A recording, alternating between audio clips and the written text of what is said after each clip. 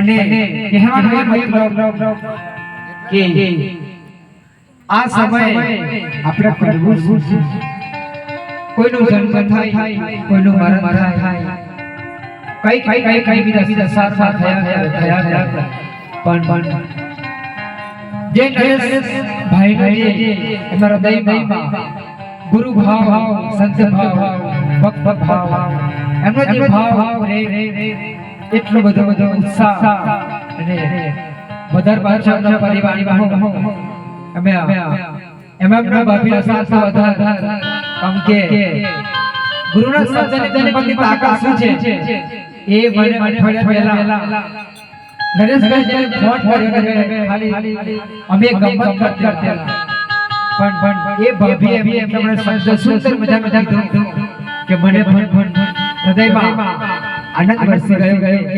ગુરુના શબ્દની તાકાત છે ખરેખર જીવનમાં અનેક પ્રકાર મનુષ્યને મનમાં વિચાર હોય છે સારા ખોટા વિચાર આવ્યા પણ જે ગુરુ ભાવ છે ગુરુને તેડાવી ભજન સત્સંગ કરાવી અને પોતાનું આગનું પવિત્ર કરવું સાહેબ એ ઉત્તમ વિચાર છે કીધું કે ધન મળ્યું ભાઈ મિલે પણ ઘણી વાર એવું થાય કે ખૂબ જમીનદાર હોય ઘણું પાપા હોય પણ અંદર જેવો કોઈ દિવસ આલે આવું થાય એટલે ખરેખર ધન મળ્યું હોય તો આપજો અને દાના હોય તો ખવડાવજો કબીર સાહેબે કીધું કે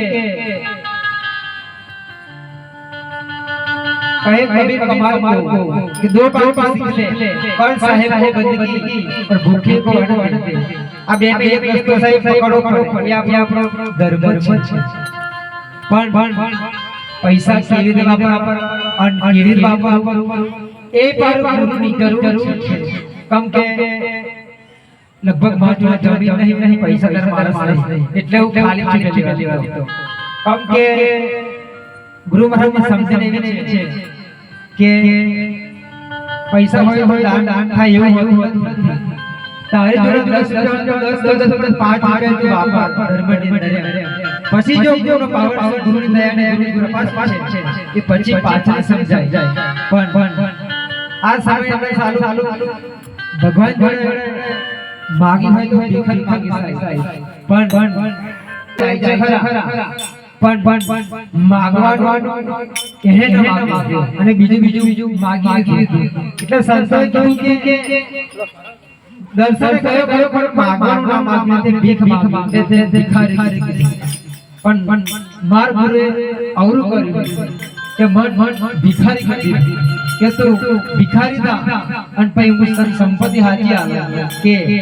એ પછી હોય તોય સુખ અને ના હોય તો સુખ એવું સુખ ખાલી એટલે નરેશ સાહેબને ખૂબ ધન્યવાદ પાઠવું છું કે એમને કોટી વંદન કરું કે આવો બહુ મોટો અમને લાભ આપ્યો અવસર આપ્યો ગુરુ દર્શન આપ્યા સંતો ભક્તોને દર્શન આપ્યા અને સૌને એકત્રિત કર્યા છે અને ખરેખર જીવનની અંદર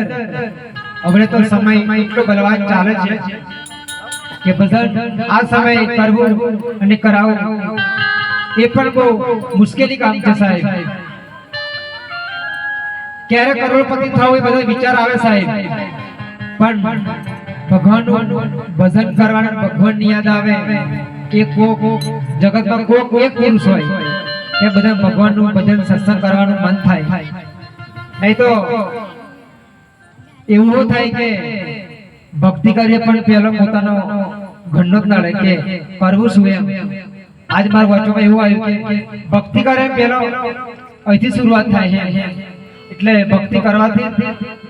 શરૂઆત થતી સાહેબ એટલે નરેશ સામે જે કાર્ય કર્યું બહુ ઊંચું કાર્ય કર્યું કેમ કે આ સમયની અંદર ઘરની અંદર ભક્તિ લાવી અને સંસ્કાર લાવવાનું સાહેબ એ બહુ મોટી મહાનતાની વાત છે સાહેબ ગુરુ મળે છે ને એટલે કાલે હે ને ઘરના સંસ્કારનું સિંચન ચાલુ થઈ જાય હા સંસ્કાર ચાલુ થઈ જાય છે મેં ખડકીમાં વારંવાર આવું છું અને ઘણી વાર બધાને ઘેર જોઉં છું કે જેસલનો પલમાં પલટો વાગી ગયેલો એમ ગુરુ આપણું ઉપદેશ આલે પણ પરિવારમાં પલટો મારા દે હો એ ભક્તિની તાકાત સાહેબ છે